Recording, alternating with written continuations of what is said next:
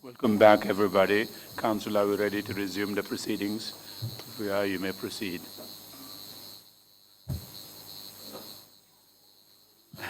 Yes, I'm sorry, Mr. Chair, we're busy consulting, but the witness is being brought in. Thank you very much thank indeed. you, Mr. Chair. Yeah.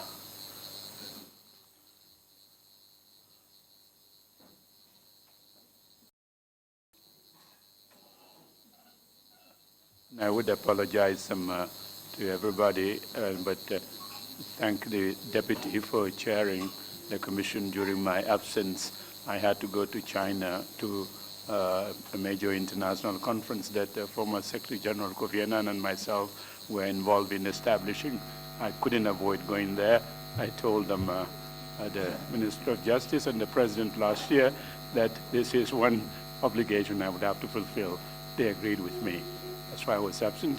But Adelaide, thank you very much indeed for chairing the commission in my absence. Thank you. Council, we may proceed, please. Thank you very much, Mr. Chair. Thank you very much, Mr. Singhateh, and welcome back. I hope you are able to proceed. Sorry, sir? Are you able to proceed? Yes, sir. Thank you very much. Before the break, we talked about the arrest and unlawful detention of Senator Sabali, as well as his prosecution on trumped up charges and conviction. And we also talked about the arrest and unlawful detention under inhumane conditions of opposition elements who were planning a demonstration around British High Commission and the U.S. Embassy. Could you confirm that, sir? Yes, I can. Good. I would not go back on the issue of the demonstrations. We are satisfied with our evidence on that. I just want to take you back a little bit on the issue of the arrest of Senator Sabali.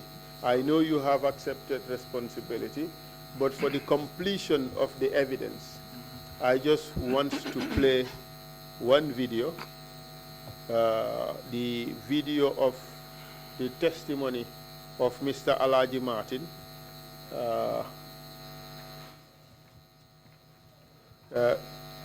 Could that be played, please, from the point where he's talking about his trip to the prison to take Sana Sabali to Mile 2. Obi-Wan.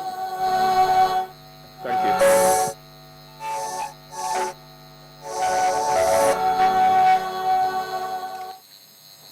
So when he was arrested, you said from outside just at the door of his office,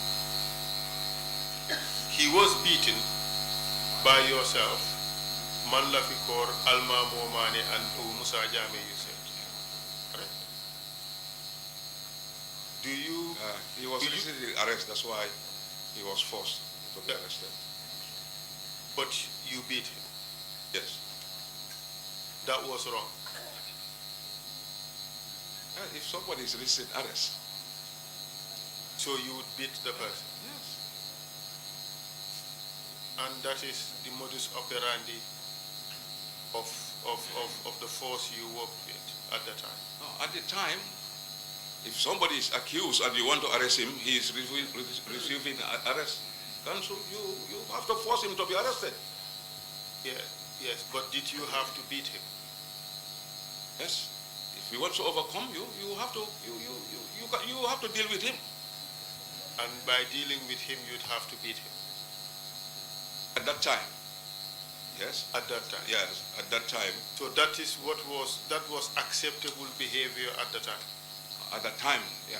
At that time, the status quo was so tense that somebody alleged for a coup, you have to deal with the individual, especially when he wants to resist arrest. Council. At that time, that's how the status quo was at the time. So, who took Sabali to Mile 2? Musa Jame, a lot of people. Musa Jame was there, Almamo was there, I was there, Edward was there. Which Edward? Edward Singhateh. Thank you very much. Could you stop it there? You see, Mr. Singhateh, this is somebody who participated in the arrest of Sana Sabali and transport him to the prison. He did not only say that he was there, he also supported or corroborated the evidence of the 5 other witnesses we have who say that you were present there. And in addition to this, I would direct the Commission to the evidence of one of the prison officers we have who testified before the Commission, who also said that it was Mr. Singhateh who brought Mr. Sana Sabali to the prison. Before I close the conversation on that, I just allow you the opportunity to comment on that. Thank you. Thank you, sir. There are a couple of things wrong with what has just been presented. First of all, Al-Mama Mane was not there. When we asked for Al-Mama Mane, they told us that he had crossed to Nyomi. Some of the soldiers had run away. Secondly, when Sana Sabali was arrested, he was not beaten. He did not resist arrest. And he was, in fact, he just complied. And once he was tied and his orderlies were arrested, then he was taken. Now, moreover, what I would like to say... Mr. Singhateh, yes, sir. Just a moment. Even the NIA report listed those who participated, and Al-Mama Mane's name is right in there. Sir, Al-Mama was not there, and this, as you have rightly pointed out, is a fabrication in itself. Yes, but it is a fabrication around established and verifiable facts. The fabrication is where Sana Sabali was arrested and what he was doing at the point of arrest. But the other things as to who was involved and who participated, that is not a fabrication. So I just want to point out one simple fact. Taking Sana Sabali to Mile 2 is really a minor thing as far as I'm concerned. And if I did take him, I would own up to it. Really, I cannot see anything wrong with owning up to the fact that I took him if I did.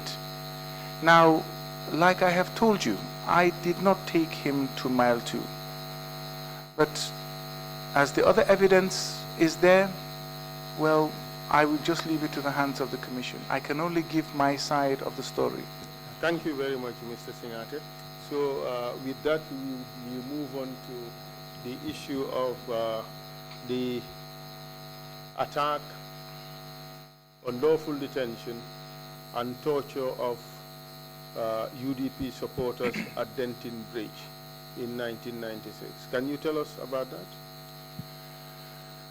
Well, I don't know much about it, apart from the little that I heard, and I didn't have time to go into great details with regards to the mentions against me. I understand that I was mentioned as to having been at the bridge, and there were some UDP supporters beaten there, and others were arrested and taken away.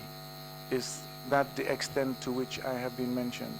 Yes, and but perhaps I should just set the stage for a better understanding of, yes, of that evidence.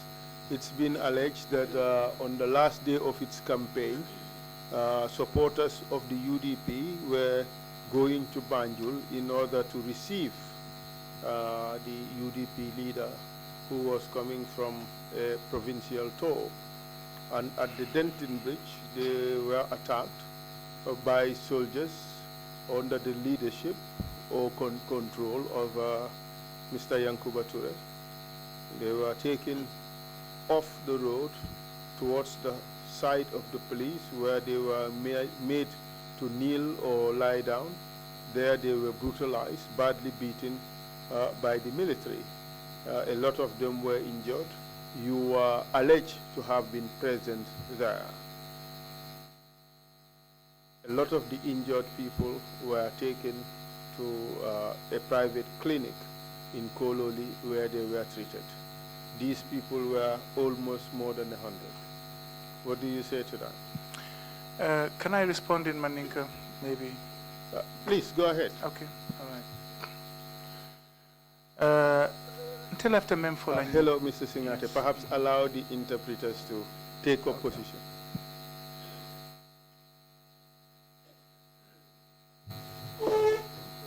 Okay. Until after men coined the allegation or to what I want to make clear in this allegation is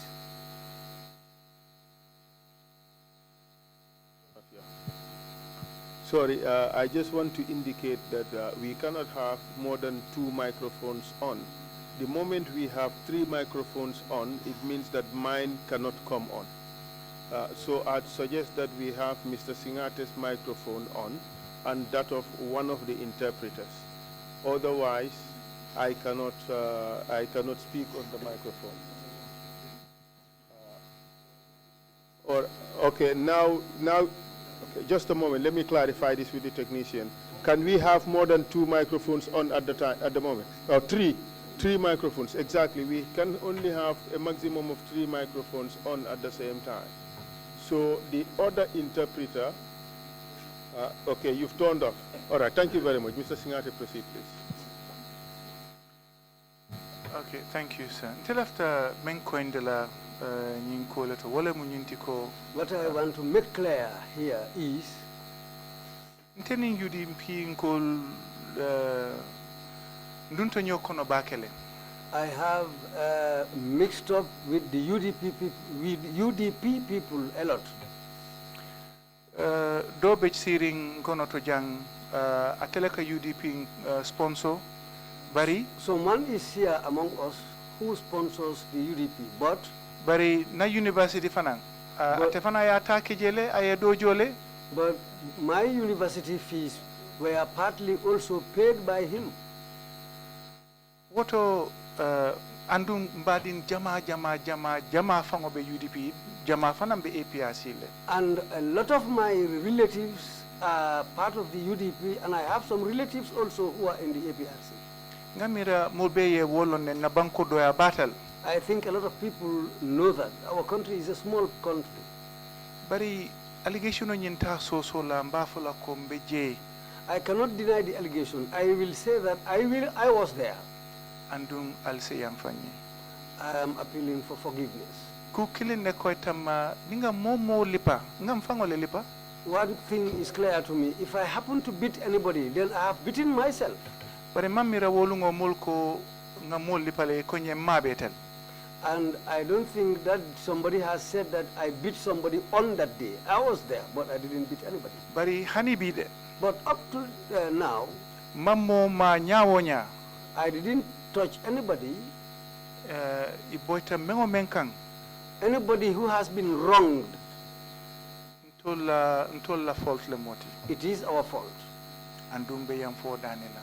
I'm asking for forgiveness. Yalong political fenko kelol. These political fights adatita birin Jawara la jamano started since during Jawara's time.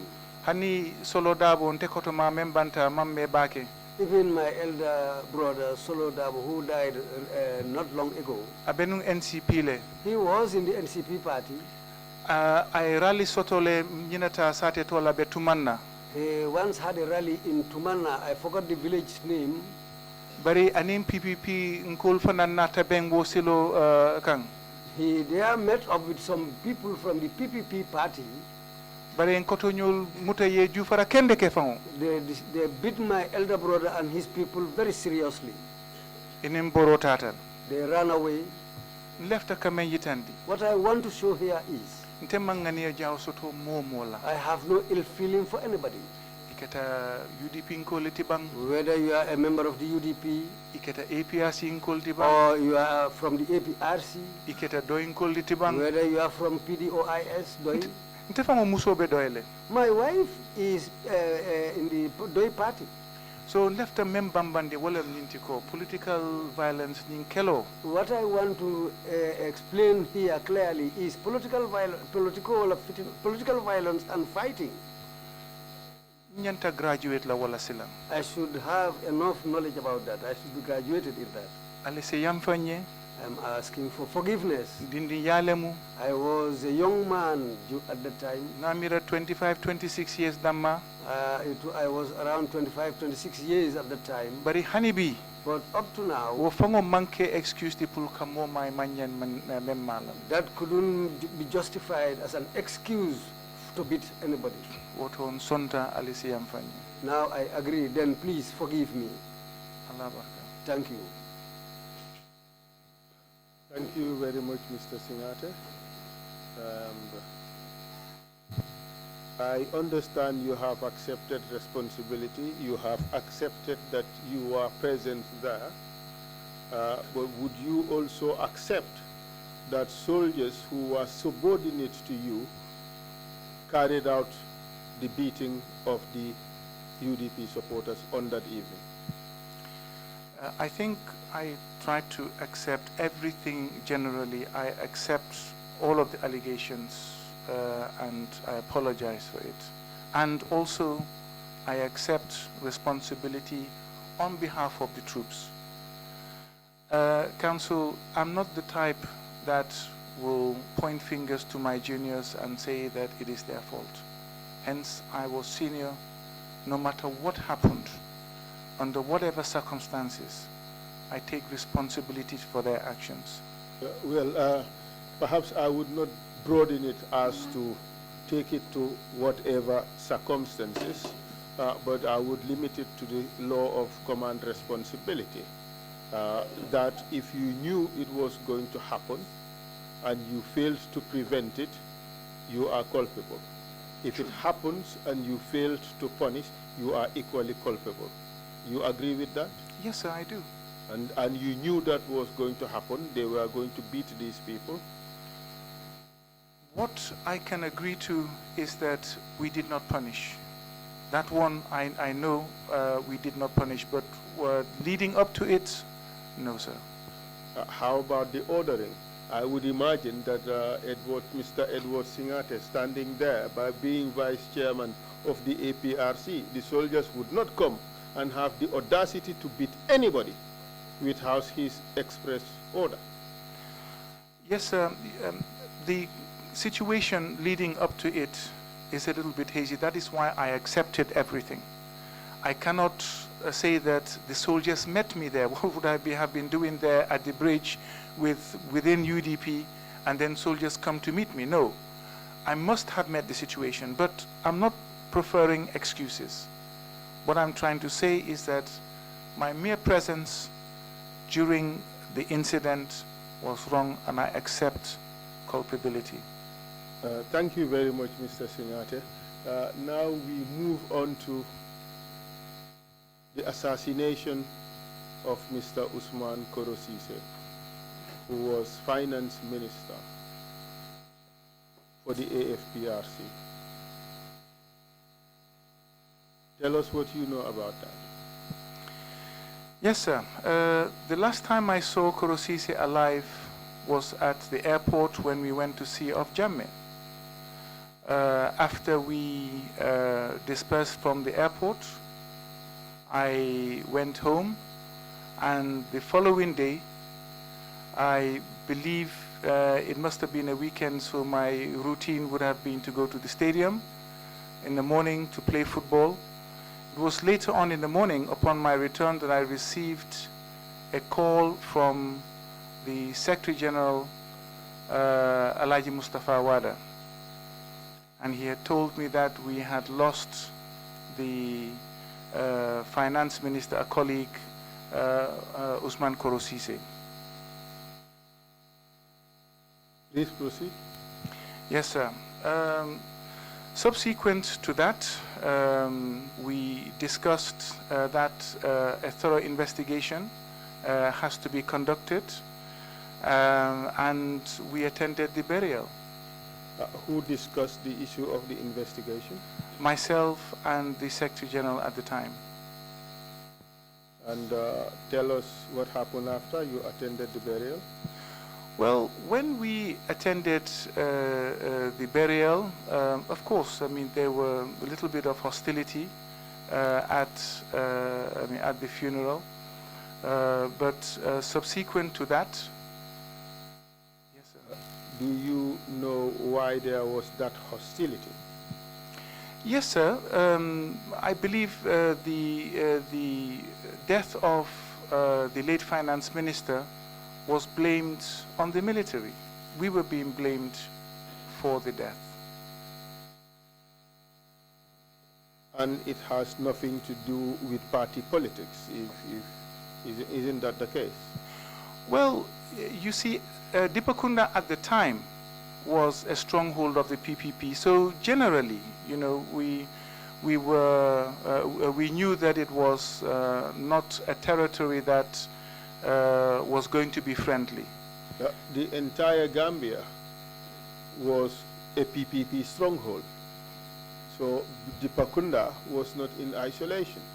So would you agree that really party politics had nothing to do with that?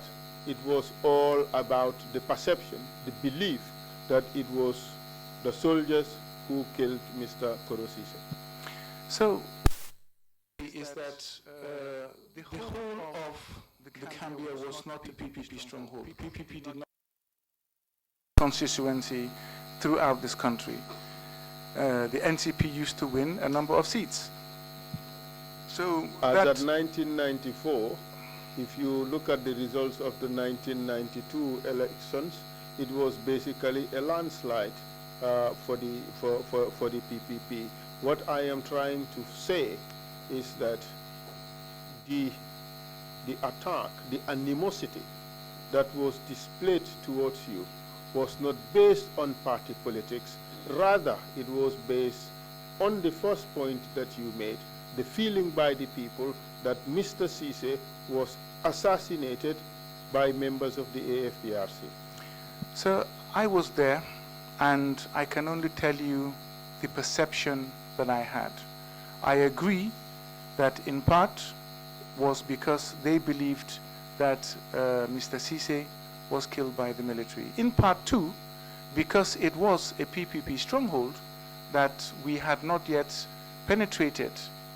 In other areas we had managed to make inroads and then make change some minds, but not yet at that time in Dipakunda. So in part, yes, it was due to politics. In part, yes, it was due to the fact that they believed that he was killed by the military. So proceed with your narration, your narrative as to what happened. You received information that you have lost the finance minister. Yes, sir. And then you went to the funeral. Yes, sir. How soon after the information you received did they hold the funeral? I cannot remember exactly how long it was, but it was not long. Do you recall the day on which you received the information that the finance minister was lost? It must have been the very same day that he died. It was the very same day that he died. We would come back to that. Would we say a Saturday? Well, what date did he die? If we know the date, then we can know the day. Well, the event started on the night of the 23rd of June. And that was? In 1995. Exactly. So it's difficult to remember whether it was a Saturday or a Sunday, a Friday or a Saturday. But you know the day you would normally go to play football, as you said you would like typically I said, do. The weekend, Saturday, Sunday. So the following day, being on a weekend, whether it was Saturday or Sunday, I know that I would have been at the stadium. Okay, we would come back to all that. Yes, sir. So this would have been on a Friday. Yes, sir. Night. That was the day the president traveled. Yes, sir.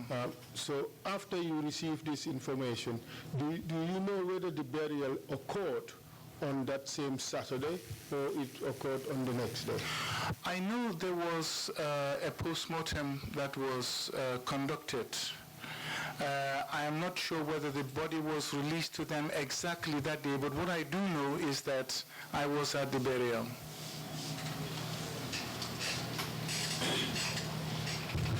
And what happened after the burial? Well, after the burial, I believe an investigation was conducted and the report was handed over to President Jammeh. Did you see the report? No, sir, I did not receive or see the report myself. Who conducted the investigations?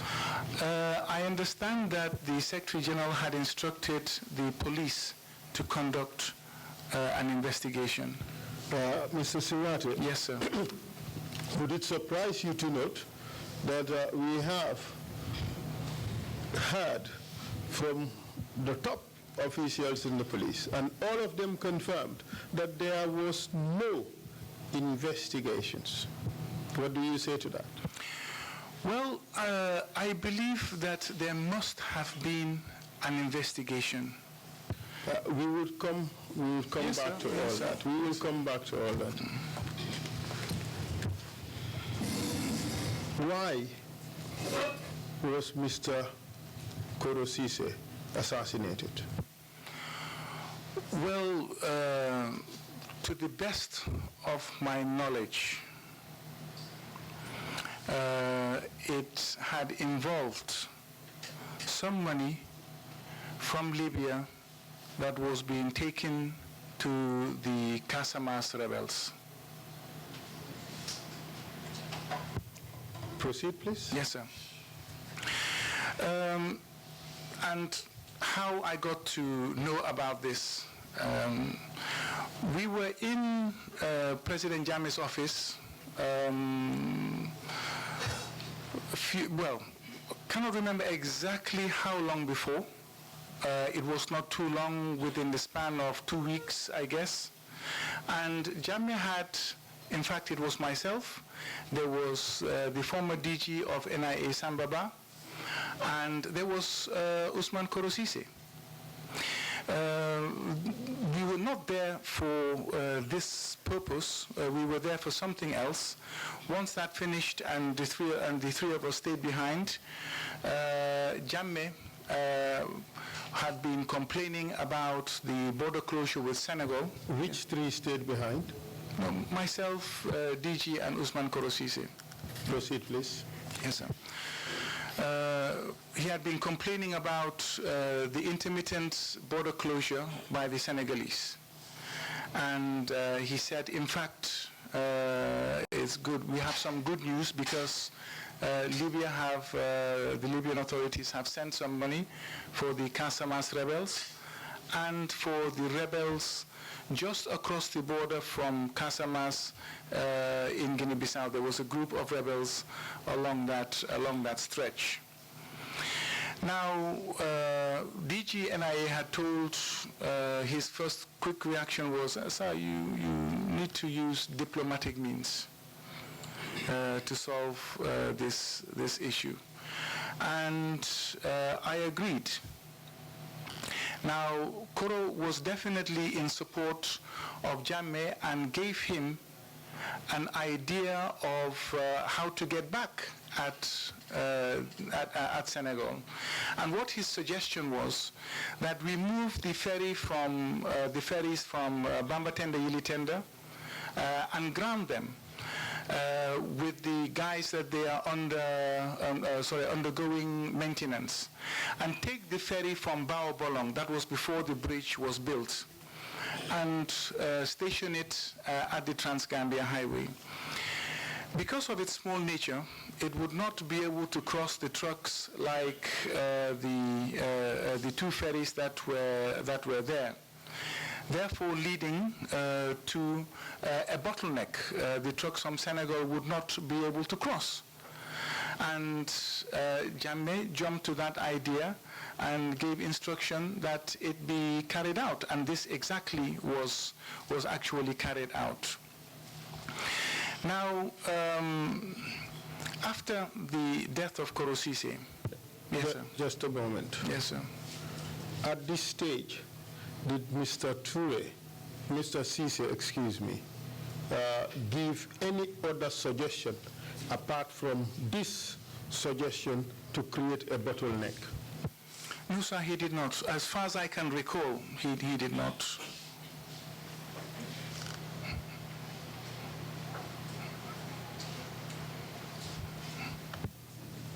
Proceed, please. Yes, sir. So after the death of Korosise, I came to learn that the NIA had also conducted an investigation, an independent investigation. Neither myself nor the Secretary General had instructed them to do so.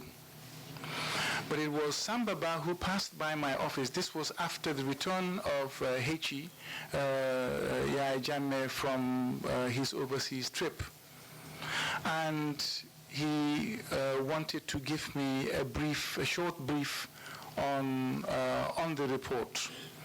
And he told me that, can you remember the discussion that we had with regards to the Libyan money? And I said, yes. He said, you see, your boss doesn't take advice. This money being a large amount, I think it must have been somewhere between 200 to 250,000 US dollars. Money from Libya used to come in those amounts. We knew that it was an amount. I mean, it was not just a small amount, and for various reasons. So he told me that that money had been given to Koro to give to a very senior rebel commander. And then he explained to me that this had been going on. Apparently, they had, in the past, according to Mr. Sambaba, been taking fuel. They will always take these gallons of fuel and ammunition boxes, sometimes ammunition boxes, but little amounts of money and other things that are demanded by the rebels to support them. Now, the drop-off point was somewhere outside Singhateh.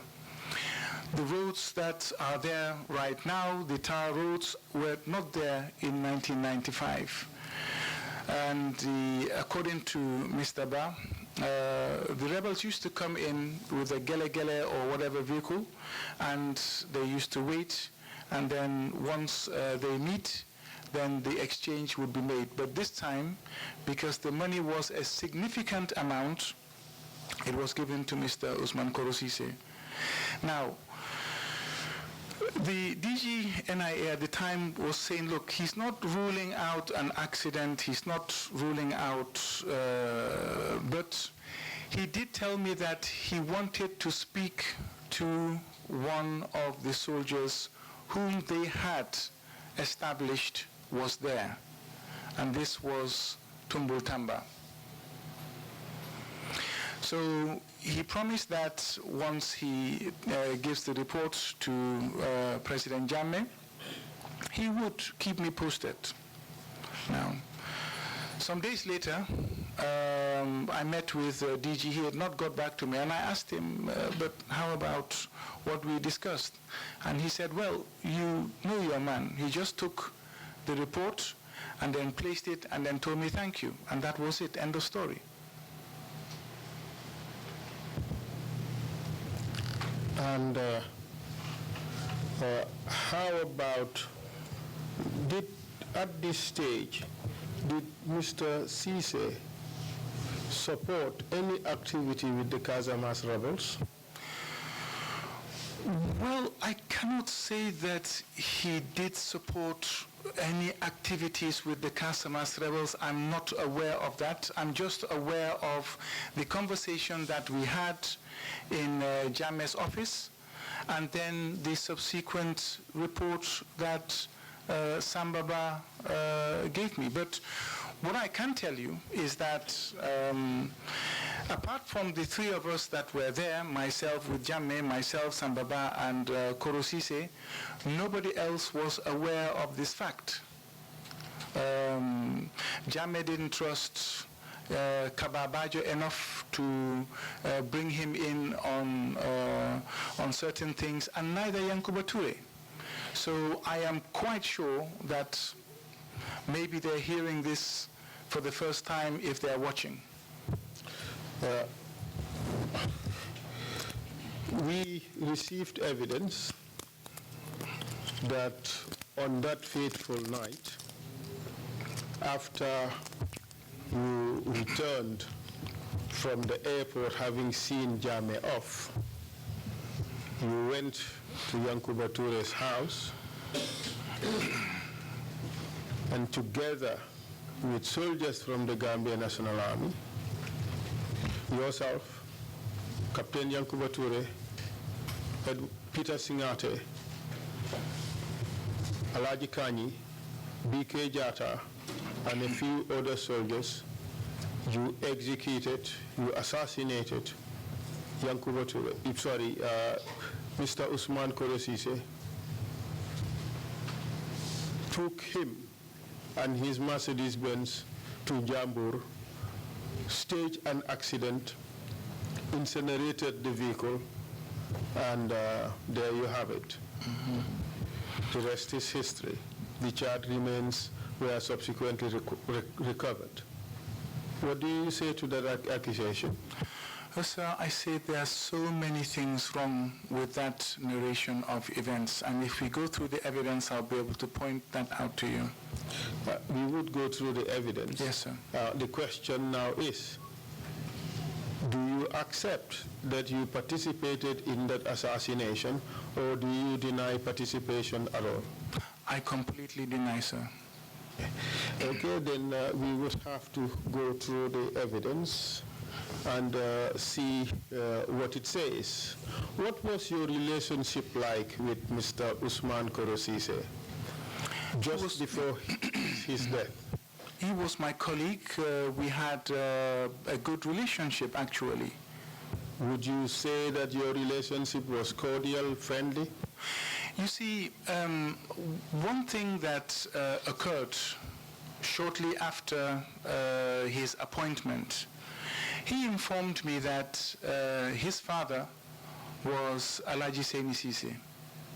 Alaji Seni Sise happened to be my headmaster in primary school. And he had looked after me and my younger brother and my younger sisters during the time that we were there. And so once we established that connection, even though we didn't make it public, because sometimes in a group you don't show people how close you are to others for obvious reasons, but we had that good relationship. And of course, with such a good relationship, Mr. Korosise would not have any reason to characterize it differently. I believe so, yes, sir. The Commission has received evidence that you were in fact quite envious of Mr. Korosise, and that was a result, that was a reason why you hated him and wanted him dead. And let me read out from the statements of one of our witnesses. And this is what he had to say.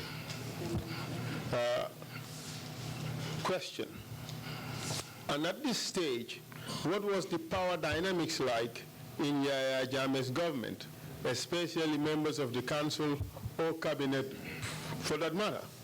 And the witness answered, well, if you're calling the council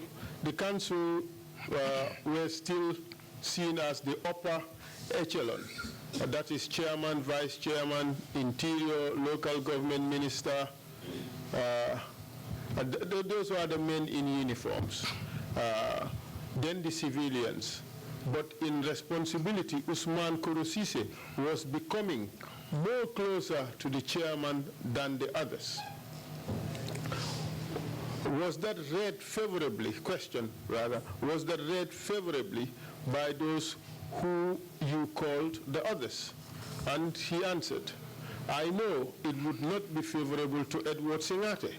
He did not want anybody to be between him and the president. And then question, do you know how Edward Singhateh viewed the relationship between Yahya Jammeh and Koro Ceesay at the time? And he answered, I was telling you, they got very close because Yahya Jammeh had high esteem for Koro Ceesay and getting always at his office for advices or for any other things that he may need him. But he was most of the time with Yahya Jammeh. And jealous, I believe. It was then that jealousy start rising from Edward Singhateh. Jealousy against who? Question. Answered. Against Usman Koro Ceesay, as I told you. Edward would not want anybody to be between him and President Jammeh. And question, and your testimony is that Edward Singhateh was jealous of Usman Koro Ceesay because he was increasingly getting closer to Jammeh. Answer, that is correct. Would this be a false description of the situation at the time? Well, sir, I will give you an answer, and then I will point to a reason. First of all, this testimony is completely false. But then I would like to point to the reason now. Everyone here can recall Yahya Jammeh saying time after time after time that he has no friend and he has no advisors. You see, only if... Yes, just a moment. Are you suggesting that we should believe everything that Yahya Jammeh said? Well, with regards to his friends and advisors, I believe that the thing speaks for itself. He has proven time and time again that he has no friend, that he has no advice. Everyone who thinks that you are close to Jammeh has paid the price. Yes, but isn't it also the case that in spite of all that, people tried to get close to him, and he also tried to bring people closer to him? It doesn't necessarily mean that because at the end of the day, he would fall out with those people. I mean, nonetheless, he still brought people closer to him. Isn't that the case? Isn't that the truth? What I do know is that if he needs something from you, you will be the star of the month.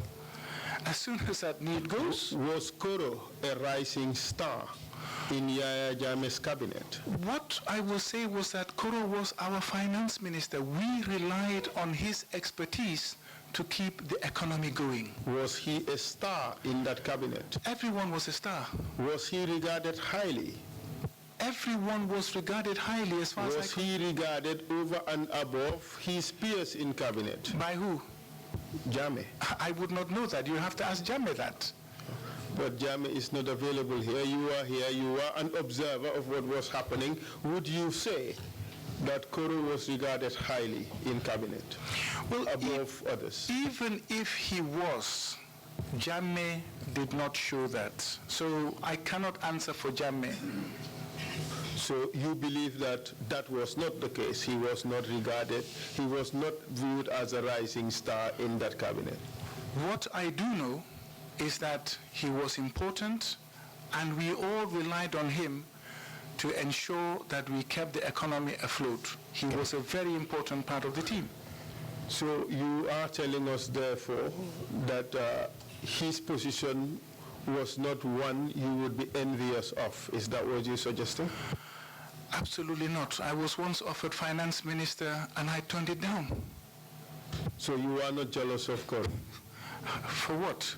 No way, not at all. Did you and Koro have any problems at all? No, sir. I know you said your relationship was cordial. Yes, sir, very. Was he petrified of you? Was he scared of you? I don't see why. I don't see why anyone would be petrified of me. I have told you, Mr. Singhateh, that whether you know it or not, you had a reputation. And the reputation was one of, I'm sorry, but I have to say it. It's one of ruthlessness, one of being callous. Those are the adjectives that were used against you at the time. People said you were brutal. Was Mr. Toure, Mr. Sise, excuse me, scared of you? I don't believe so. If he was, then that fear must have been misconceived. And like I said, once he had told me who his father was, then we clicked. Our relationship became better. Let's hear what Mr. Sise told members of his family.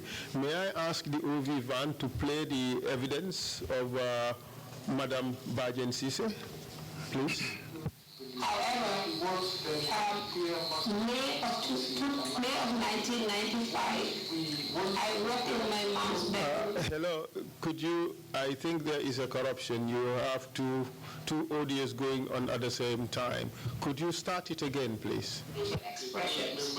I asked what was going on. Koro just said, nothing to worry about. Could you take it again, please?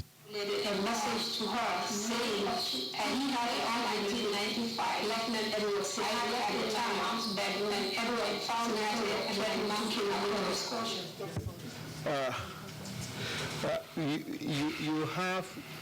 You have two audios going on at the same time. Could you kindly take it back to the point you had been given and play it again without the intervention or the interference of the other audio? Singhateh at the time, and Edward Singhateh threatened to kill Koro. Could you take it back, please? Who was Lieutenant Edward Singhateh at that time? He was the vice chair. Could you take it back, please? Could you take it back a little bit? Koro told your mom? Could you take it back, please? Could you take it back, please?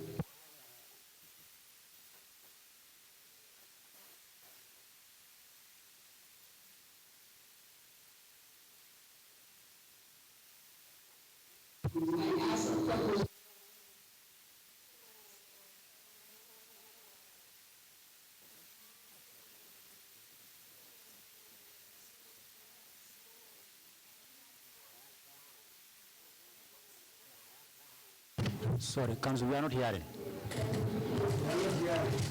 We are not hearing.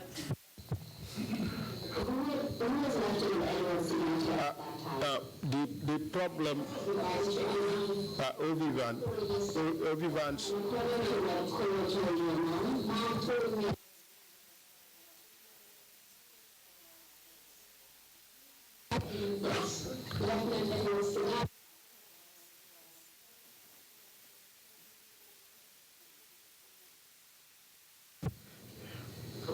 Who was Lieutenant Edward Singhateh at that time? He was the vice chairman. Mr. Singhateh, Obi-Van, stop it, please. In spite of the corruption, I think you've heard the gist of it. Bajen Sise, sister of Mr. Usman Koro Sise, said Koro complained to his mother that he had an argument with you and you threatened to kill him. Koro was worried at that time that you would kill him. What do you say to that? So I say that is not true. I did not argue with Koro and I did not threaten to kill him. Mr. Singhateh, at the time, there was a rumor in town, very rife rumor, and I underline rumor, that the council was not happy with information that Mr. Osman Koro Sise was planning to bring out as part of the budget speech. And he was afraid. Is there any credence to that, or that is also a lie? Sir, there is no truth to that rumor. You see, the budget speech is not written by one person. It is written, drafted by the staff, and then given to the minister who approves it. And then copies are sent to State House. You see, there is nothing that would have appeared in the budget speech that we would not have known beforehand. It's not possible. The question Yes, sir. is not that there was something to be written in it that would have been a surprise to you. The rumor in town was that Mr. Singhateh wanted to disclose certain information and members of the council would not have it. So what I can tell you is that there was no information that the council was hiding at the time, and therefore Usman Korosise would not have had any information to disclose. How about the Libya money? Was the council happy that the Libya money was disclosed? That money that was going to go to the rebels in Casamance? That money did not belong to the Gambia government. We were just the conduit. We were just the used to pass on that money to those it was meant for. But that is your opinion, isn't it? No, but that is exactly what we were told by Jammeh, that this money is for the Casamance rebels. But that is what you're telling us now. But that is what I was told. We were told. He was told. Exactly. Yes, but sir. What if that money was meant for Gambia and Jammeh was diverting it to the Casamance rebels? Would that be a matter of concern for someone like Mr. Usman Korosise? So if the money was meant for Gambia government, it would not have come through intelligence operatives. It would have come through the right channel to the Gambia government. Well, it could have still come through the right channel to the Gambia government for further transfer elsewhere. The fact that a clandestine channel is used does not necessarily mean that it was not meant for the Gambia government. And I say this, Mr. Singhateh, because we have seen through the Jammeh Commission that $5 million from the money from Taiwan came through big bags. That is not the right channel of sending money to a government. Nonetheless, sir. But you agree? No, sir. You see, you started by speculating and say that it could have been. And so, what I can assure you is that those that brought the money, the operatives from the World Mataba or under the guise of the Islamic Call Society, brought money for Casamance and Guinea-Bissau, not for the Gambia on this case. And every time that Libya have sent money for the Gambia government, it has come through the right channels. And Mr. Singhateh. Yes, sir. So far, we've listed 2 witnesses who have provided motives as to why you would be involved in the murder of Usman Korosise. You dispute both pieces of evidence. You dispute the allegation of jealousy and envy, and you dispute the allegation of threats you have made to Mr. Sise by reason of an argument you had with him. You dispute both evidence. Sir, really, if I am the type that will kill because of jealousy and envy, or because of a threat, okay, I'm going to kill you, and then I go and kill you. Sir, I'm not that fickle. I believe that people in society know me to be much better than that. Mr. Singhateh, those are not motives. We have seen Sana Sabali eliminated from the scene simply on the basis of, oh, if I call him, he will call another person, and on the basis of that, and nothing more. No, it was much more. It was the violence. Nothing convincing. It was the violence. It was. But no, don't take just one aspect and then put it on the table. If you want to be fair, put everything on the table, And then you can say in totality it was not enough to have warranted his arrest. So, and I don't know how you can equate the arrest of Sana Sabali and the killing of Koro Sise. Sana Sabali was not arrested alone, and Sadib Haidara died as a result. Yes, sir.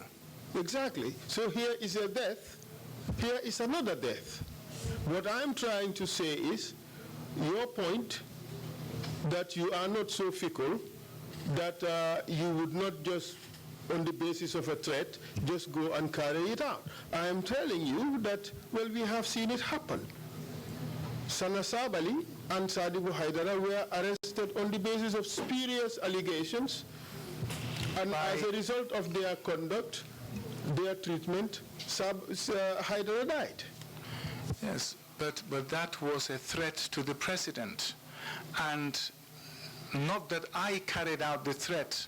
I did not threaten Sana Sabali.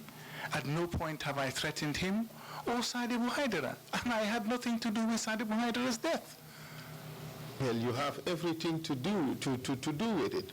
By arresting him on false and trump-up charges, you knew he was going to be tortured, but that was their modus operandi. He died as a result. So what I'm trying to say is that I did not go to Mile 2 and kill Sadibu Haidara. I am not making that allegation. But that is exactly what you are trying to equate. No. Far from it. It appears as if that is what you are doing. Okay, let me clarify. I am not suggesting that you authored Sadibu Haidara's death. Clear? Yes, sir. My proposition to you is that you have something to do with his death, by reason of the fact that you knew very well that the modus operandi of the army was, you are arrested, you are beaten to nonsense. And you participated in the arrest of Sadibu Haidara in the full knowledge that the evidence against him was so spurious, it amounted to nothing. Nonetheless, you went ahead and have him arrested, and the rest is history. What followed is the natural thing. He was beaten as you expected. Soon thereafter, he died. So you have everything to do with it. So beating and killing are not one and the same. So if a person dies as a result of beating, so that beating would not amount to killing? I believe what was explained here by Sana Sabali went way beyond just a mere beating. It went way beyond that. And it cannot be equated. The commission would make its findings on that, so I will move on. But not only did Koro complain to his family that he feared you, that you had threatened him, he was also warned to be mindful of you. We have received evidence that Mr. Ibrahim Akambi warned Koro to be very careful of you. What do you say to that? Well, sir, I cannot comment on whatever opinion Ibrahim Akambi has of me. I told this commission that I respect him, and he was a professional officer, but I cannot comment on something that was said to Usman Koro by a third party. I appreciate that, but I have to bring out the evidence to you and allow you to comment. Yes, sir. And Mr. Kambi was asked of this question.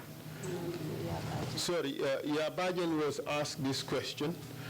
Can you tell us what the note said? And she answered. The note I read after Koro read the note itself. So the note said, for Koro to be very careful of Edward Singhateh, he was very ruthless and dangerous. So after I read that information, Koro took the paper from me and shredded and threw it in the kitchen whilst I was cooking. So this is the impression that colleagues of you who were in the army had of you at the time. that you are dangerous and ruthless, especially with regards to Mr. Usman Korosise. What do you say to that? Sir, I would say that that is not a true reflection of the opinion, of the general opinion of me in the military at that time or any time. I wish that you had taken a wider sample to find out whether it was only the victims that felt that I was ruthless and heartless and violent, or whether it was general and across the board. Well, I would err on the side of the victims. Those who have not crossed your line would not definitely be the best barometer to test how you would deal with people. Perhaps the victims would be the better test. But nonetheless, I will just move on and talk about the next subject. You told the commission that you were never at Yankuba Toure's house. Yes, sir. On the night Korosise was murdered. Yes, sir. Tell us where you went after you left the airport. I went home. And you remained at home all night? Yes, sir. So you did not leave your house at all? No, sir. This is ironclad alibi. This is what happened. All right. And the evidence before this commission is completely different. The evidence suggests that you were in fact in the house of Mr. Yankuba Toure where the assassination was carried out. You still deny that? Yes, sir, I do. As the acting head of state at the time, when you left the airport, you did not leave alone, did you? No, sir, I did not. You must have left with your orderlies and driver. Yes, sir, I did. And they definitely would know where you went. They should, yes. And according to you, you went home? Yes, sir. So they must be the people to have taken you home? Yes, sir. Well, let's hear what your orderlies have to say at the time. Let's listen to one Lamin S. Marong. You know him? Yes, sir, I do. What was he to you at the time? He was my orderly. So he would know where you went that night?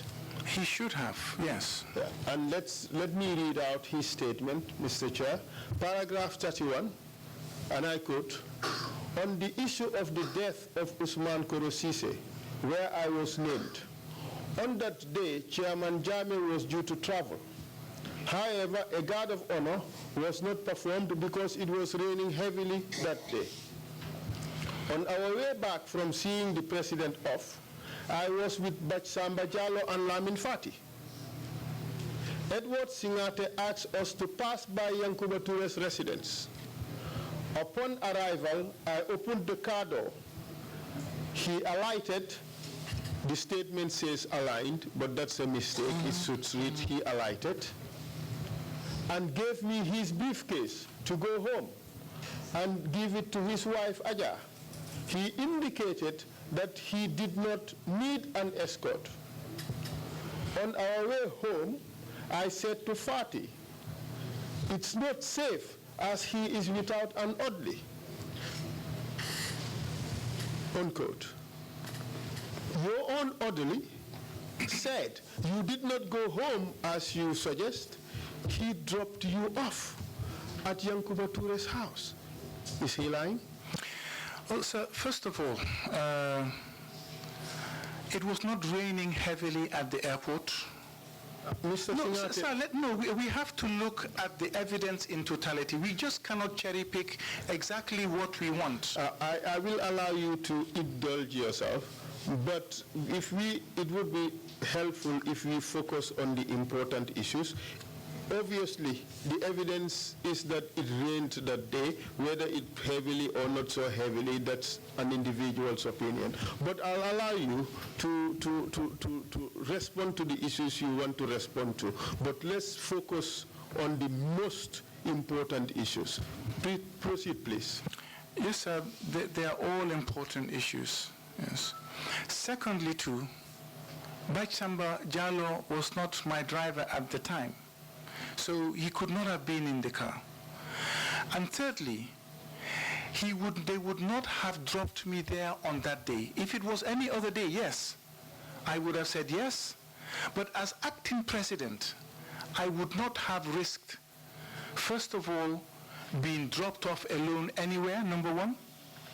And number two, I would not have risked being dropped off at a place that was going to become a crime scene, because I would be linked.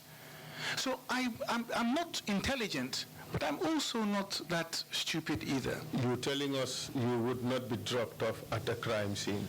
Yes, sir. So that was a crime scene, wasn't it? No, but it has been purported to have been a crime scene, because you have said that that is where Korosise was killed. You said it. Well, you cannot have it both ways, Mr. Singhateh. Sir, well, you cannot have it both ways either. None of us can. I am just pointing to one direction. And my direction is your own security guard said he did not drop you at your house, as you claim. He dropped you off at Yankuba Toure's house. Is he lying? Not that day. I was not dropped off at Yankuba Toure's house that day. Well, he spoke of that particular day. Is he lying? Sir, I believe he is mistaken.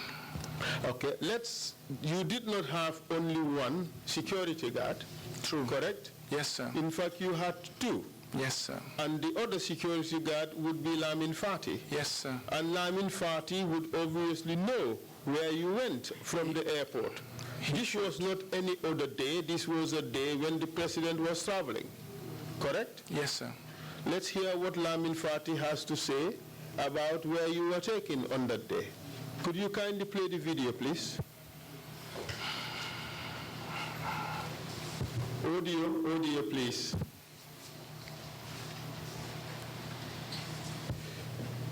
Ovi Van, we're not getting any audio. Mr. Singhateh, kindly turn off your microphone.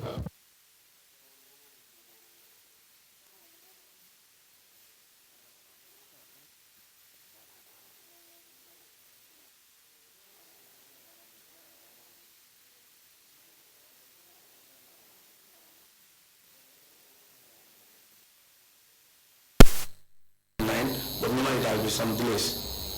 Then we went to the airport. After the president's arrival, or president's departure, we were driving home. We were supposed to go to, how do you call it again? Cape House, or at traffic light. Then I saw the driver just going on the left, towards Kotu. Then we drive towards Senegambia. To his house. Then Edward dropped. When before Edward dropped, when the car stopped, Maron, the bodyguard, normally Edward is always right in the front, and Maron will be sitting back. Then I was sitting this way. He opened the door and saluted him. Thinking that we are all going down, then when Maron saluted him, he said, "No, Maron, Ellis, you can relax. Relax, you go home." We left him there. We went to the house. That is that one. You went to which house? The Cape House. And which house did you live at? I live in Cape House. No, which house did you live, Edward Singhateh? Yankuba's house. Yankuba who? Ture. At the time, what position did he hold, if you could recall? Yankuba was the minister. You see your second bodyguard? He said that on that evening, on that night, he dropped you off at Yankuba Toure's house. He too is lying? Sir, what I believe is that he too is grossly mistaken. And let me give you a reason, please. What is clear from these two is firstly that we left from Cape House. And secondly is that I handed over my briefcase to Marong and told him to give it to my wife, according to them. You see, if that was the case, then I would have had to have left from the office. Because leaving from my house, I don't carry my briefcase. That is why I'm saying it could not have been that day. Mr. Singhateh, I think it is quite clear that one may be mistaken about a briefcase, but it is unlikely to be mistaken as to where you have dropped off the acting head of state on a particular day. You cannot compare the two. Whether you had given them a briefcase and dropping off the acting president in a private house, that is completely different. You still saying that they are mistaken? So what I'm trying to establish is that because of these details that they have so vividly remembered, the issue of the briefcase, it could not have been that day. They must have been mistaken on the date. So you are suggesting, that I was dropped off at any other day, but not exactly that day that this thing occurred. Yeah, but each of these witnesses were specific on the day. Both of them said they went to the airport and saw of the president. From the airport, they came to Yankuba Toure's house. They are both consistent about that particular point. So when they dropped you off, it's not an issue that they are mistaken about. They are both consistent that it happened after they saw of the president. What do you say to that? So what I can say is that I don't doubt that I have been dropped off at Yankuba Toure's house, but not on this day. How many times were you dropped off at Yankuba Toure's house when you were serving as acting president? As acting president, I hardly go out. That is a matter of principle. Well, these people say that as acting president, you were dropped off at Yankuba Toure's house on this day. Are they lying? Well, sir, if you put it that way, then they never said that as acting president. They just said, on our return from the airport, I was dropped off. They said also that the president left the country. They also said you are the vice chairman. Yes. And we all know this is a matter of public record, it's a matter of public knowledge, it is incontrovertible, it is an established and known fact that you are the acting head of state. Absolutely. I am not disputing that fact. It's just that you said that they said this, and I said they did not. But what I want to point out... Put it this way, they implied it. No, they did not imply that I was dropped off. They said I was dropped off. No, they implied that you, the acting head of state, was dropped off by them at Yankuba Toure's house. Are they lying? Sir, what I can say is that I have been dropped off before, but not this day in particular. They must have been mistaken with the day. Well, they particularly, specifically mentioned this day. That would be a lie, according to you, correct? What I can do is categorically deny that fact. Okay, let us move on. It would not be just these two people who have seen you, in Yankuba Toure's house on this particular day, on this particular evening. We have Mr. Ahmed Jangom, who also saw you at Yankuba Toure's house that night. And this is what he had to say. Perhaps before I bring out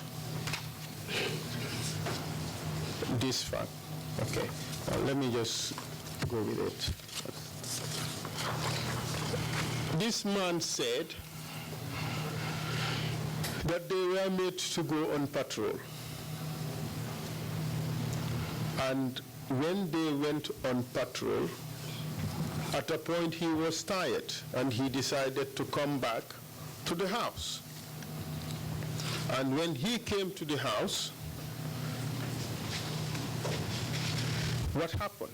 He said, so when I get into the main gate, because if you get into the main gate, you go direct to the garage, and the garage is where our guard room is. So before I reached the garage, Captain Edward Singhateh came outside and stood near the flowers. He was smoking, and then I complimented him. I said, good evening, sir. He said, yes, good. Good evening. How are you? And he responded, fine, sir. And then he was asked, and what was his condition when you saw him? He responded, well, he was putting on American camo, but the uniform is wet. What is American camo? It is an American uniform. We call it American camouflage. That is why we said American camo. And you said it was in which condition? He answered, it was wet. Then he was asked, did you see his shoes? Yes, I saw his shoes. In what condition were they? They were, this is a mistake, it says molds on his shoes, but it meant to say mud on his shoes. This is what Mr. Jangom said. He said he saw you in Yankuba Toure's house. Is he also lying? So the person he saw was smoking. I don't smoke.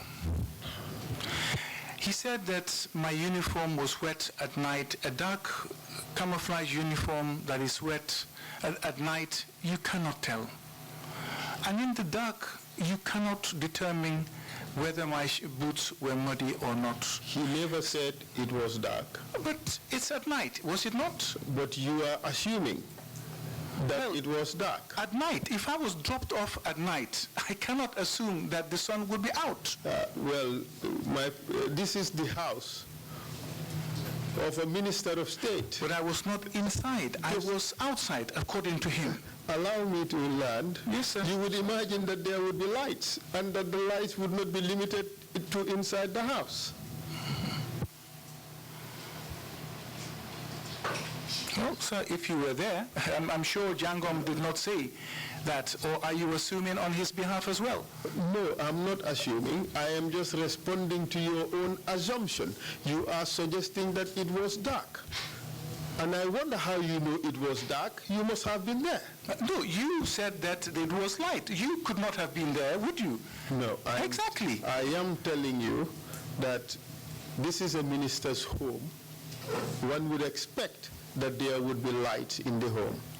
Mm-hmm. One would expect that. Expect? Yes.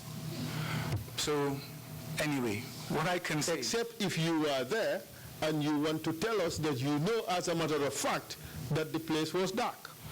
What I can tell you is that Jangom did not see me there on that day. Not only Jangom saw you there. Another witness also saw you there. And let's play the video of Mr. Lamindur, who was Yankuba Toure's driver.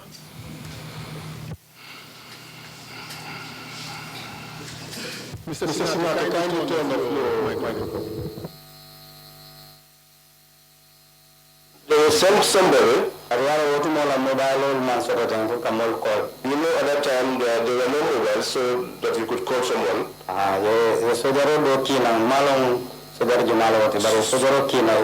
So they sent one soldier. I cannot remember who the soldier was, but they sent one soldier. So he said, drivers, they said that we should not move the vehicles inside. That was when we went in with the vehicles.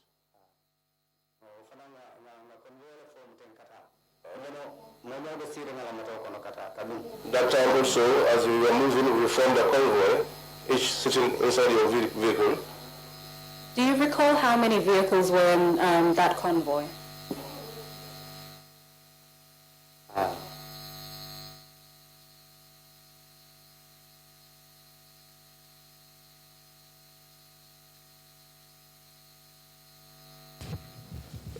Is there a problem with the video? I want this portion to be played, the portion where the witness said he saw Mr. Edward Singhateh at the house of Mr. Yankuba Ture.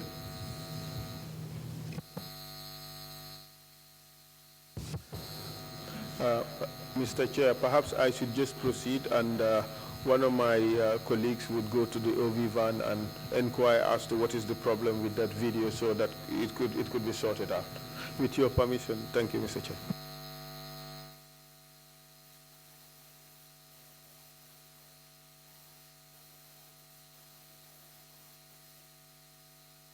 Yes, I'll go to evacuation.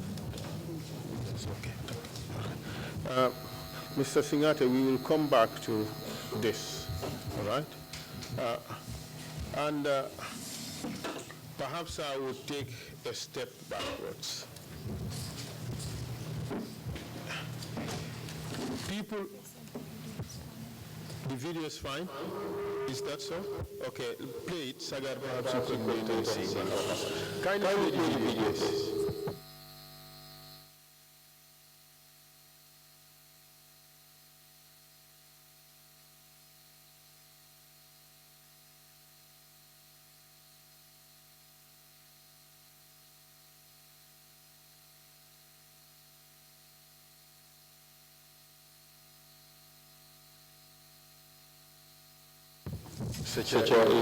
It appears that that is not the case. The video is not ready. So Sagar Jahateh Thomas would, Sagar Thomas Jahateh. I'm sorry, Sagar. I always bungle it. I'm so terribly sorry. Sagar would go out to the OV van and sort it out. In the meantime, we would proceed. Perhaps let me take you a step backwards.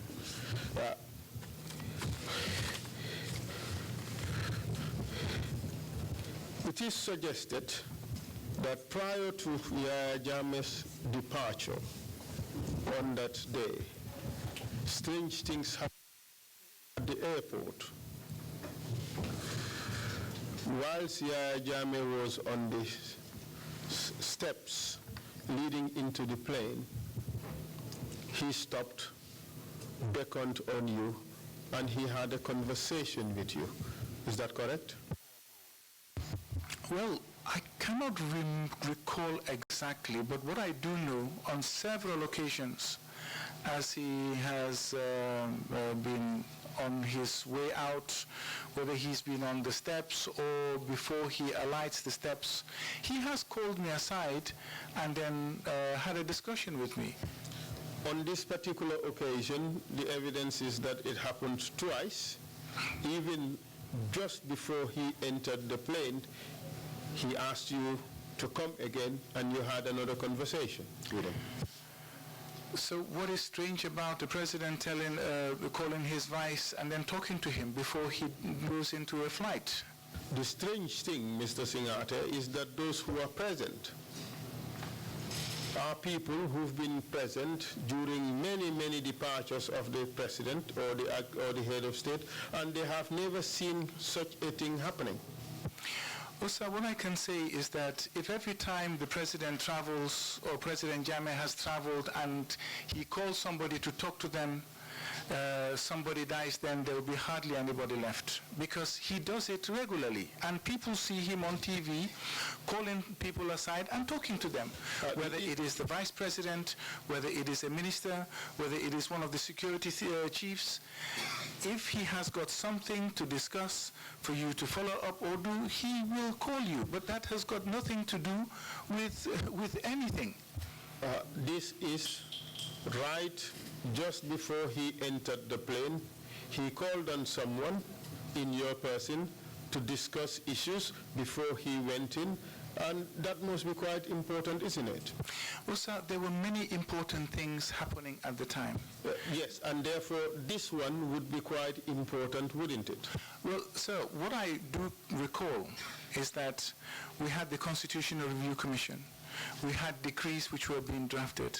We had the NCC report that we believed that some things needed to be implemented. So there were the projects also that needed to be monitored. And obviously, as head of state, he wants to make sure that things go on normally in his absence. And it's been alleged by witnesses that, including in that list, is the planned assassination of Usman Korosise, which, according to the witnesses, was to be executed and supervised by you. Do you deny that? Of course, sir. And I will implore you to bring any witness who can tell you exactly what was said on that day, apart from just seeing me and Jammeh talk. I do not suggest that any witness heard what was discussed. I can only tell you what the suggestion is. Well, the suggestion is that this consultation was so abnormal that the killing of Usman Korosise was not a coincidence. It wasn't an accident as was reported by your government. Well, sir, that is highly unfair. Because Yahya Jammeh has a habit of consulting anyone at any time and has done so on several occasions before departing. In fact, I'm sure if you investigate further, there have even been instances when he has even gone on board his flight and then called somebody for consultation. Please look into that and see if somebody has died as a result. You see, but when it happens and somebody as important as his own finance minister dies, then it becomes an important issue. It gives nobody the right to make a link that is not there, sir. Let's go back to the issue, to the video of Mr. Lamindur, please. Yes, sir.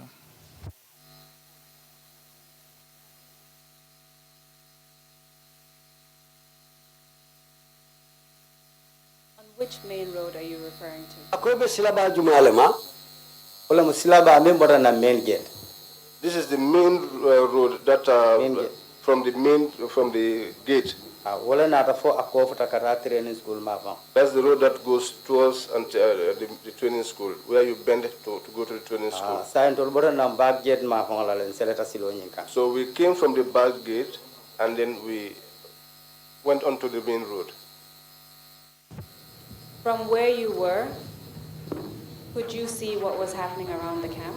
I think they are playing from the wrong time stamp.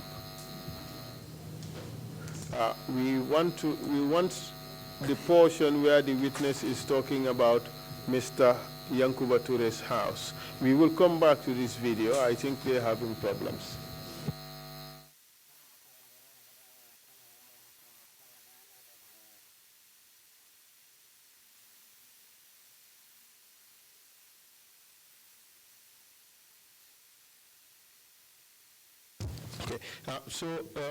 Mr. Singhateh, now let me just recap and put this in context, right? We have covered a bit of motive. We've established, or we've presented you with evidence suggesting that you had a bad relationship with Koro. We presented evidence suggesting. I'm using my words carefully. Yes. I'm saying suggesting. It's for the commission to draw conclusions. I've led evidence suggesting that you were envious of Koro because of the position he held at the time. He was getting closer to Jammeh. Led evidence to show that just before Jammeh's departure, you had unusual conversations with him on the staircase of the plane. Your defense to this accusation is that you have an alibi. You could not have committed the crime because you were not there, you were in your home. I have brought out evidence from Lamin Fati, who was with you at the time. He said he dropped you off at Yankuba Toure's house. Your other security guard, Lamin Marong, also claimed that he dropped you at Yankuba Toure's house. We've had the evidence of Ahmed Jangom. He also said that he saw you at Yankuba Toure's house. Now we would hear from Lamindur later, who the evidence as we know it suggests that you were also at Yankuba Toure's house. I will come back to this, and let us move on to other issues at the moment. We've been told that, in fact, Yankuba Toure's house was the site of the murder. And prior to the execution, Yankuba's family members were extracted from his house in Kersering area and taken to your house, and how is it called? Is it Cape House? What do you say to that? Well, sir, the wives get together all the time. I cannot recall specifically on this date. I went to the airport, and when I came back, I went into my room. Did you remember seeing the wives at your house? It's been 25 years. I cannot, but I do know that they do come to the house. This would have been a special night, wouldn't it, Mr. Singhateh? This was a night when you, among other things, became acting president. It was not like every other night. Sir, becoming acting president is not a matter of celebration. The president travels and hands over the country, and he's done it before several times. It doesn't mean that you become president. And so that is not an indication that everything that's happened because I became acting president, is a special occasion. It's got nothing to do with that. How often did Yahya Jammeh travel at the time? I cannot recall. In fact, he rarely traveled at the time. 1995, Yahya Jammeh rarely traveled. I know I did most of the traveling. Exactly. So it wasn't entirely correct when you said that it happened frequently. It happened all the time. No. That is far from what obtained at the time. Yahya Jammeh rarely traveled during 1995. Please don't take me out of context. What I'm saying is that this issue of becoming acting president during the time of my time as vice head of state did happen quite a number of times. I cannot recall how many times. This would have probably been the first. No, I don't believe so. Sana Sabali was removed in January. Yes, sir. No, was it January or February? February. Yes, sir. You see? And here we were in June. Mm-hmm. You were given the reins of acting president. So how many times it would have happened between February, end of February, 27 February, and 23rd June, how many times do you think it happened? I cannot recall. I am not sure. Would I be wrong to suggest that this was the first? I am not sure whether you are wrong. I think we can dig out the records and find out. The commission would do that. But even if it was the first, like I said, it would have been memorable, wouldn't it? Because it was the first time you served as acting head of state. Wouldn't that be memorable, Mr. Singhateh? And why? You are just holding the fort while the president has gone. But an important fort for that matter. So if you were left at the house, to babysit, and then, to me, it's not a big deal. And more significantly, a night that the finance minister, one of Gambia's brightest at the time, would be so brutally murdered, that would be quite important, wouldn't it? So, is it important because I was acting president, or is it important because the minister died that night? What is the point that you are trying to make? My point is both are so significant, both are so important, that this was such a memorable moment. You can't just forget it like that, would you? Sir, no matter how memorable a moment is, after 25 years, your memory does tend to fade. And let's face it, I am human. I'm not superhuman. You want to forget because this was such a terrible crime. Is that a question? Oh, no. Yes, it is a question. No, I don't want to forget anything. All right. Okay, let's proceed. You deny, do you, that the wives were asked to come to your house? Well, sir, that night? I did not ask the wives to come to my house on that night or any night. That was not something for me to do. Do you deny that the wives or Yankuba's family was brought to your house in order to clear the scene, to set the stage for the assassination? That one I deny, yes. Well, all the witnesses, I will iterate. Jangom Sise said the families, Yankuba's family, were brought to your house. Ensa Mendy, Yankuba's security guard, Chris Oddly also said that the family were taken to your house. The driver, Lamindur, said the family was taken to your house. The house was empty. Is that also false? Well, sir, it was not my house, so I would not know whether it was empty or not. And the guards were told to go on a patrol on the basis of a lie that Gambia was being attacked from the sea. They should go and patrol. That too is a lie?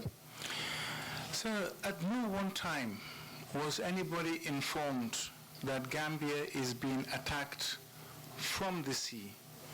What I do recall is that there were incidents of these fishing boats, these canoes.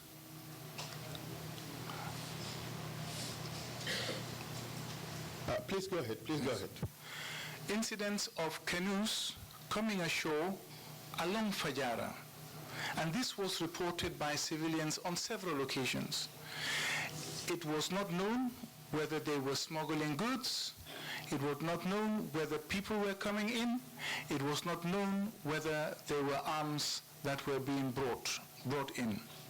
So there was no information that Gambia was being attacked from the sea. Even if that were to be the case, the response would not be to withdraw the guards of one of the state ministers, would it? Well, sir, what I do know from the evidence that has been given to this commission is that one of the witnesses had told this commission that Yankuba Toure was at State House prior. Could you kindly answer to my question? You would have the chance to delve into that issue you want to talk about. But could you just answer my question first? That is what I'm trying to answer. But what has it got to do with Yankuba Toure being at State House? My question is, in such an eventuality, canoes unlawfully or whatever mooring at Fajara, whether they carry arms or not, the surveillance of that or a response to that would not be or ought not to be from security guards who are stationed at the house of a minister. That is what I'm trying to explain, if you had have allowed me. All right, proceed then. Yes. So what I do understand is that Yankuba was at State House, and this issue was discussed. It had been discussed prior. Now, during the president's trips, the state guards are normally put on standby. And so, being in Fajara or being in Kersering, it would not be unusual if the president had used his unorthodox means of tackling certain things, had asked Yankuba to deploy his guards to go and see if these allegations were true. Mr. Singhateh, are you serious? Why not? Are you really serious? Yes, sir, I am.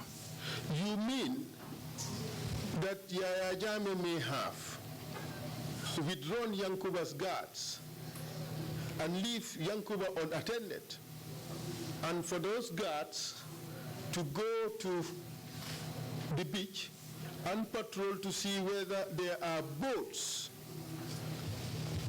that are landing there? Absolutely. You want us to believe that, Mr. Singhateh? Sir, if you don't want to believe me, that is your choice. Wouldn't that be preposterous? Wouldn't that be so outrageous that it would be beyond belief? How many outrageous things has Jammeh done in the past? Preposterous and outrageous, isn't there a and marine you only unit? believe when you see it. Isn't there a marine unit? Yes, there is. And what is the job of the marine unit?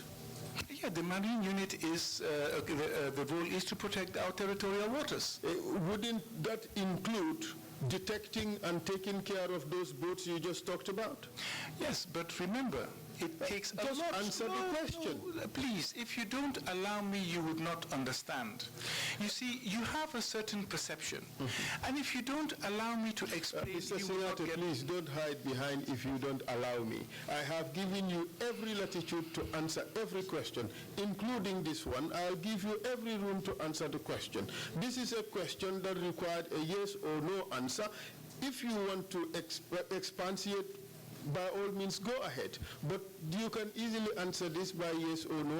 I don't want us to waste time just dilly-dallying and going into issues that are extraneous. But go ahead and answer. Wouldn't that have been a responsibility of the Marine unit to detect and address this particular problem? Ordinarily, yes. However, it takes a lot of fuel to move those marine vessels. Okay, and for the guards at Yankuba's house? Yes. Did you move them by vessel? I didn't move them. Were they moved by Jammeh by vessel? How can you move soldiers by vessel on land? In fact, do you realize that Ahmed Jangom said that they were sent on patrol without their weapons? But Esa Mendy said that they carried their weapons. Clearly, these were two different groups. So don't pick one over the other. I am telling you that one of the groups suggested they even went without weapons. But Esa Mendy clearly told the commission they had their weapons. That might very well be true. So why are you picking one? What I am trying to show here, Mr. Singhateh, is Yes, that sir. if one of the groups could be instructed to go without weapons, then it must have been assessed that there was no significant threat. Sir, as far as I know, they were not going to go to neutralize a threat. They were going to observe whether the information that had been given was actually true. And it was so important to do that, to the extent that Yankuba's guards were withdrawn. If at all, weapons were being brought in, it would have been important for us to know, even if goods were just being smuggled in or out, it would have been important for us to know. But Ibu Jallow lived at Fajara. He would have definitely been much closer to the beach, but his guards were not withdrawn. Ibu Jallow was out of the country. Precisely, that makes it even a whole lot easier, because the person to guard and protect was not in the country. It would have just been much more feasible to get his guards to just go down the beach and patrol. But then who do you contact for that? He was not there. How could he give instructions to his guards? So for the army to contact its guards, they have to go through the principal. They had to go through you to contact the guards. They have to go through you to contact the guards of Yankuba Ture. The army has its established means of communication. Yes, absolutely. But if you want to withdraw my guards, you come through me. But Mr. Singhateh, couldn't the army have, in fact, deployed the Marine unit by car to come down to Fajara?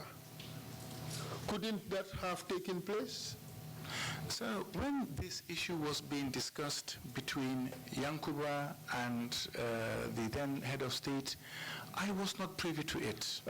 I just want to put it to you, Mr. Singhateh, that this story that you are giving us is just intended really to cover up the main purpose of the removal of the guards.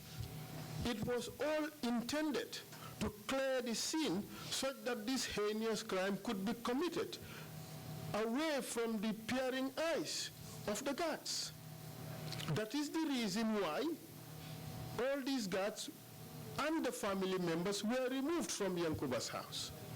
Do you deny that? Of course, I completely deny that. And the fact that Yankuba Ture and Yaya Jammeh had a discussion about removing Yankuba's guards to get them to go and patrol, in fact reinforces the idea, the theory, the notion that Yaya Jammeh, yourself, and Yankuba Ture were complicit in this murder, because all it says is that Yaya Jammeh agreed for the removal of the guards in order to pave the way for the scene to be suitable for the commission of this crime. You deny that? Sir, I believe that Yankuba would have been completely out of his mind to allow such a crime to be conducted or to be done in his house. Well, I cannot, that is inconceivable. He was out of his mind to allow his guards, all of them, to be taken away, to go all the way to the beach to just patrol for nothing. I don't think you can equate the two. Your guards go temporarily for a couple of hours to go and verify information, and the killing of somebody in your own house. I don't think that in anyone's right frame of mind you can compare these two things. Mr. Singhateh, all the guards claim that they were sent on a wild goose chase. They were all sent to go and look for something that did not exist. They were hoodwinked. What do you say to that? I say that is not correct. Let's hear Lamindur and hear what he says. Ako foi hakilo sibula lunme yalan ko menu kayan ko ture la bungo kanta inata isamba kataka kantaro la karakotel. Yes, now I remember. Yes, I remember. Was that something that occurred often or not? Ako fo ka wumukuleti men ka ke wati bang folum wolun drone akata. That never happened for the guards to go on patrol. And is that why you recall this particular day? Mr. Chair, I think we are having a problem here. We are getting images from Lamindur, from Jangom, but the audio is the interrogation of Lamindur. So the OV van should sort this out. In the meantime, perhaps we can take a short break, another perhaps 30 minutes break. We're doing it by 2 hours, I think, and hope that by the time we return, they would sort it out. But if that is not going to happen, and you are hearing the audio, and you warn us all that we listen to the audio, forget about the video, then you get the same result here. Mr. Chair, what I am trying to avoid is a legal challenge suggesting that the information that came out was not accurate. So, is the audio inaccurate? No. Maybe. The audio may be linked to it, the witness. It's just a bit convoluted. So can I maybe just state for the record, Mr. Chairman, I have heard the audio, and I have heard that what Lamin Dur has said, that he saw me at the house, and that is being played despite the fact that the video is not being played. So I will not challenge what, mount a legal challenge just because an audio has been played and the video has not come out. Put that on the record for me, sir. Thank you very much, Mr. Singhateh, for that. Then I'll just proceed on this point. Mr. Chair, if you want us to take a break at any point in time, please let me know. Would you want that a 10-minute break, a 15-minute break? Yes, I think want us not to have a long break and then come back with the same 15 minutes break. 15 minutes break, but until I finish with this point. Splendid. Yes, thank you very much. Mr. Singhateh, then back to the issue of your alibi. You have had Lamin Dur say that he saw you at the house, at Yankuba Toure's house. Yes, sir. On that night. What do you say to that? So I say it was not that night. Well, Lamin Dur said it was that night. It could not have been that night. Ahmed Jangom said he saw you there that night. You deny it. Your oddly, Lamin Fati said he dropped you at that house that night. You denied it. Your other oddly, Lamin Marong said he dropped you in that house that night. Yankuba Toure's driver, Lamin Dur, said he saw you in that house that night. You still deny that? Yes, sir. They are mistaken, not that night. Okay. 2 of your guards and 2 of Yankuba Toure's staff all saw you there that night. You still deny it? Sir, you can repeat it 100 times. I still maintain it was not that night. Well, I would ask it as many times as I need to. Yes, of course, and I will answer as many times too. Thank you very much. Yes, sir. We have now struck an understanding. Yes, sir. Do you believe that these 4 people have any reason to lie against you? Well, sir, I don't know Ahmed Jangom to that extent. Lamin Dur, I don't believe so at all. My 2 former orderlies did not leave the house under favorable conditions. Yes, I mean, definitely so. But anyway, sir, I don't want to point to any excuse. I will give you my side of the story wholeheartedly as possible. And I will not criticize anyone else with their evidence. So whether they have a reason or not, really, sir, it is insignificant to me. You accept you were there? No, sir. Again, no. Are you trying to trip me up? No, sir, I was not there at that house on that day.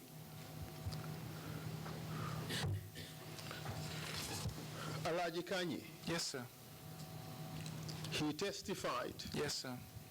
That not only was he there with you, he testified that himself, you, Yankuba Toure, your brother Peter, and others committed the heinous crime. Let's hear what Kanye had to say. Play the video, please.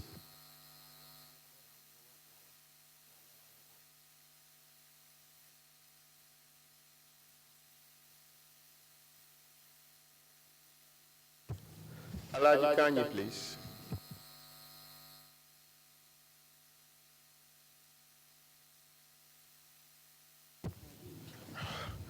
I have been told that that video is not ready yet. Mr. Chair, we take a short break, 15 minutes.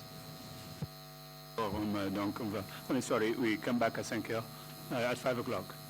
Yes, Mr. Right? Chair. How do they say that in Chinese? Don't put me in trouble. Thank you, Mr. Chair.